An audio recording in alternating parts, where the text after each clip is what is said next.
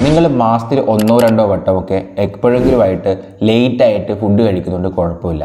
പക്ഷേ ആഴ്ചയിൽ എല്ലാ ദിവസവും ലേറ്റായിട്ടാണ് ഫുഡ് കഴിക്കുന്നുണ്ടെന്നുണ്ടെങ്കിൽ അത് നിങ്ങൾക്ക് ആരോഗ്യ പ്രശ്നം ഉണ്ടാക്കും. ഈസി ആയിട്ടുള്ള വെയിറ്റ് ലോസ് ടിപ്പുകൾ അറിയണമെന്നുണ്ടെങ്കിൽ ഈ പേജ് നിങ്ങളൊന്ന് ഫോളോ ചെയ്ത് വെച്ചേക്കും.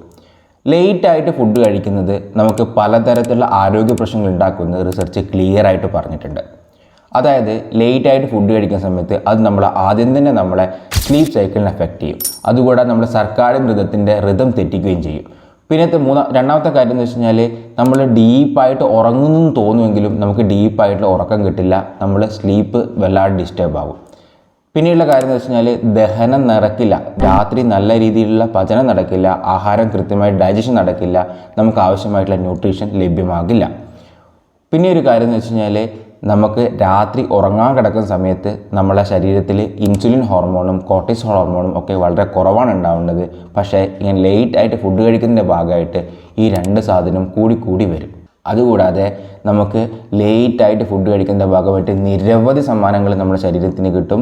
ഒന്നാമത് stroke, hyper tension, diabetes, cardiac problem, hormonal disorder, അങ്ങനെ പലതരത്തിലുള്ള സമ്മാനങ്ങളാണ് നമുക്ക് ലേറ്റായിട്ട് ഫുഡ് കഴിക്കുന്നതിൻ്റെ ഭാഗമായിട്ട് കിട്ടുന്നത്. ഇത്തരം കാര്യങ്ങൾ അറിഞ്ഞതുകൊണ്ട് തന്നെ ഞാൻ കുറച്ച് കാലമായി ഈ ലേറ്റായിട്ട് ഫുഡ് കഴിക്കുന്ന ശീലം ഒഴിവാക്കിയിട്ട്. നിങ്ങൾ എപ്പോഴാണ് ഇങ്ങനെ ലേറ്റായിട്ട് ഫുഡ് കഴിക്കുന്ന ശീലം ഒഴിവാക്കിയിട്ടുള്ളതെന്ന് താഴെ കമൻറ്റ് ചെയ്യുക. അതുകൂടാതെ രാത്രി ലേറ്റായിട്ട് തട്ടുകടയിൽ പോയി നല്ല രീതിയിൽ പൊറോട്ടയും ചിക്കനും ഒക്കെ അടിച്ചു കയറ്റിയതിന് ശേഷം വെയിറ്റ് കുറയുന്നില്ല എന്ന് പറഞ്ഞ് സങ്കടപ്പെടുന്ന നിങ്ങളുടെ ഫ്രണ്ട്സിനും കൂടി ഈ പോസ്റ്റ് ഒന്ന് ഷെയർ ചെയ്ത് കൊടുക്കുക.